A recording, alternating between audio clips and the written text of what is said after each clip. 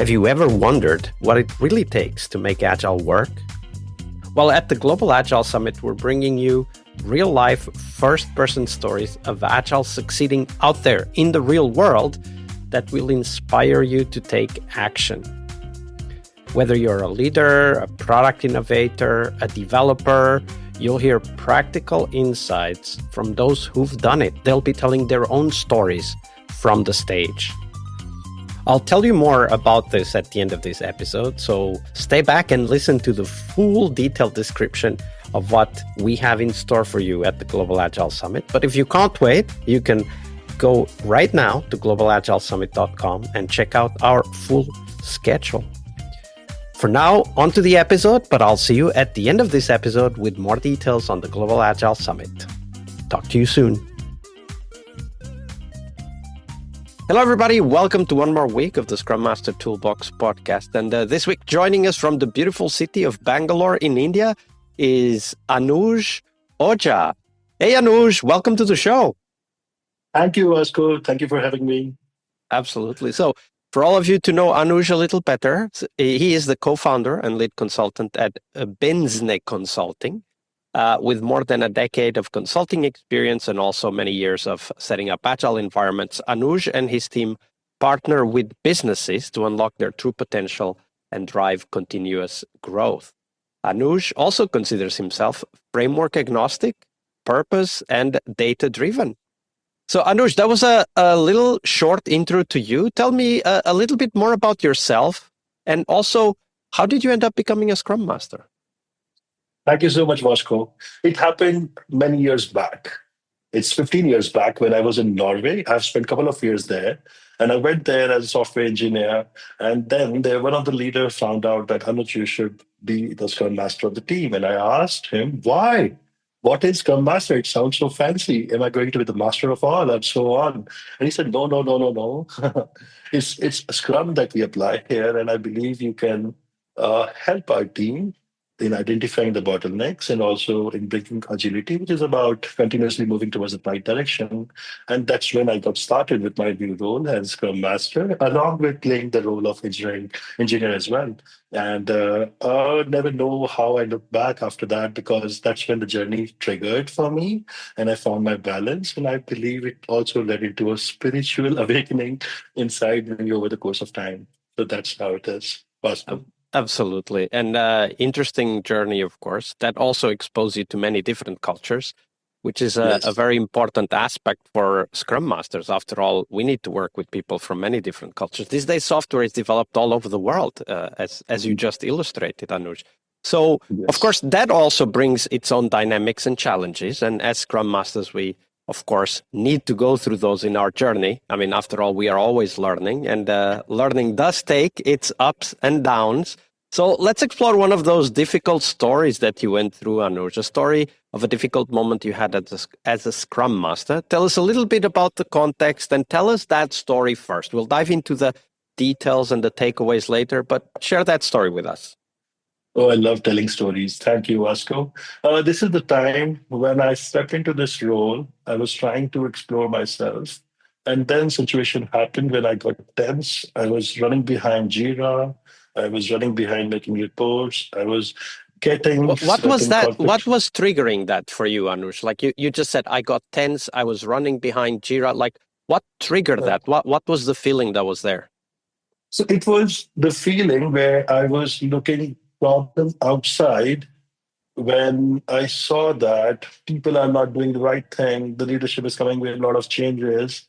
And when I later explored that it was not the problem outside, it was problem inside me, because I was trying to please everyone. I was trying to act like a priest who understands Scrum. And I have to tell people that, you know what, these are the different commandments that you need to follow. You know what, this is wrong. Hey, when you stand, you should stand like this. So that was a time that we were not having remote meetings. And when I found out that, come on, I'm distracted from the focus, I'm distracted from the code, and I was trying to figure out more through the reports, the burndown chart, the velocity. And I later felt that this was not, it was all meant to be.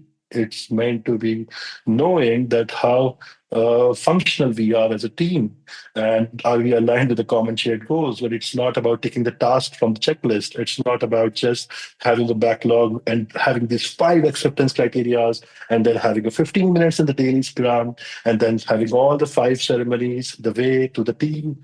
And that's when I figured out, no, no, no, no, no. That's not how I, because I believed I understood it wrong. So my biggest challenge there was knowing myself, exploring myself, the deeper understanding, not just of the subject, of the people, of the process, of the product, of the customers, and why in the end this project exists altogether, not just for us to give the job and get the salaries, but there is a purpose which we need to focus on. So that's where I felt that my biggest challenge in this journey was not fixing the problems of the team, but it was about fixing my own inner problems, my biases, which were driving me. And then I it helped me a lot into figuring out those biases.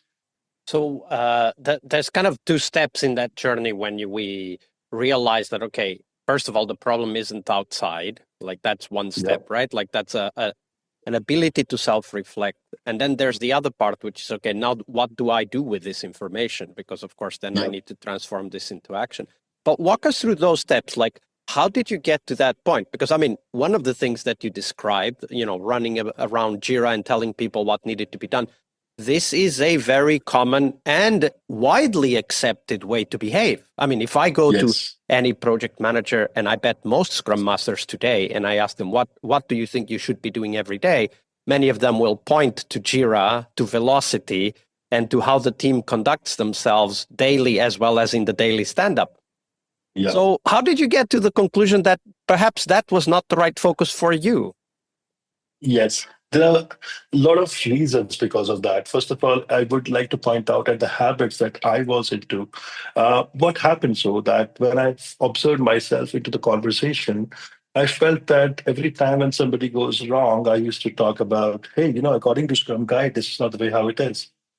And that didn't solve the problem, Vasco. It has actually made people shut down that, okay, we can also read the Scrum Guide, but it doesn't make sense to us. It's not logical. And then came the point where I became a clerk master instead of a Scrum Master, where I was more busy into these routines and documentation and looking at the aesthetics, how the tickets have been created, and also pulling product owner into creating the backlog for the future iterations. But having said, I could have focused more on to understanding the problem, pulling everyone into deciding the solution together. Not just that product owner should act more like, this is the requirement, and now it's the team who are struggling to find out, or maybe the product owner himself herself has found out the solution, and the team is just doing the job of doing that solution and not even putting their brains. That was another one. Even though I felt at times that I was just playing the role of a facilitator, and when that awakening happened, that what am I doing after those 9 hours? Let's say in a sprint of 2 weeks, you are there in the daily scrum, you are in the sprint planning, you are in the backlog refinement, review, retro, and then what do you do after that? Because after 9 hours, you're getting paid for the entire 80 hours and what you should be doing. And that's when I realized that no, no, no, no, no, it's not just about that. It's about helping people in being their better version. So those are the challenges which I saw in myself. And again, it could be triggered by the outside. It might happen that this is the way how the environment was designed. Then comes the point you have to step out and see that how could you make a change in the environment, in that mindset, in the culture that we talk about. So Vasco, I hope And that that takes us to the answers. second step, right? Like, because of course, first is the realization, right? Like you asked a very powerful question, like, what should I be doing after all of the ceremonies have been facilitated, prepared, and Yeah. hosted, right? So, Yes. uh, what was the next step? Like that step of transformation, where did you look for inspiration, and what were the things that you tried? I will say it as a three-step journey. The step one for me was acknowledging there is a problem. It wasn't easy because you're being defensive. I have also looked up at community who helped me out, but that time I felt that everybody who was trying to prove that they're anti-waterfall were trying to stick their happiness into being agile. So I first told that I'm not going to just act like that. I want to acknowledge that I am not meaningful or purposeful to my team in certain ways. Then comes the second step for me was realization. where I started investigating into scenarios. I started seeking feedback from the people. I know in individual interviews, in group sessions, even I started observing other Scrum Masters. I started seeking certain counseling from people to know how I might be better. And then for me was actualization. I started trying to make small changes. I started being more of a listener than a talker. That was one important change which I figured out. And then second thing, which I believe is probing. It's important for us how we frame our questions. And it's important for us not to have fear of conflicts, because if you do not let the conflict breed in a constructive way, then it might happen we may end up ego massaging each other. So for me, one realization for which I worked a lot is I don't want to put agile lipstick or scrum lipstick on the face of the teams and projects and people. I wanted to find out how can it be meaningful for us to reach the end goal, being more result oriented. So that's where Vasco. Yeah, I really love that. I don't want to put lipstick on the face of the team, of the people. And I really like the way you described that 3-step journey, right? Realizing there's a problem, seek for feedback, analyze what's going on, and then actually try to put something into practice. And I would say that that's a great step for anyone's growth journey, wherever they are, but especially for leaders. And we need to recognize that as Scrum Masters, we have this big responsibility because we are leaders. We are not necessarily managers or hierarchical managers, but we are leaders. We are showing with our example, with our modeling of the right behaviors, how people can succeed. And if we don't do that job for ourselves, right, like you defined your 3-step journey, then we can't help others either. So it's a great story. Hey, friend, thank you for sharing that, for staying. Here is all you need to know about the Global Agile Summit. If you've ever suffered or know people who are suffering from agile fatigue, this event is for you. Agile fatigue is that feeling that settles in when we can't really see a light at the end of the tunnel. We get discouraged, especially when conversations revolve around the same old frameworks, the same old buzzwords and theories. We don't feel that energy anymore. Well, the Global Agile Summit is a different kind of event. We're bringing you real-life first-person stories of Agile succeeding out there in the real world that will inspire you to take action and transform the way you work. The Global Agile Summit will happen in Tallinn, Estonia, May 18th, that's the workshop day, and then 19th and 20th, the conference day. And Tallinn, Estonia is one of the most innovative tech hubs in Europe.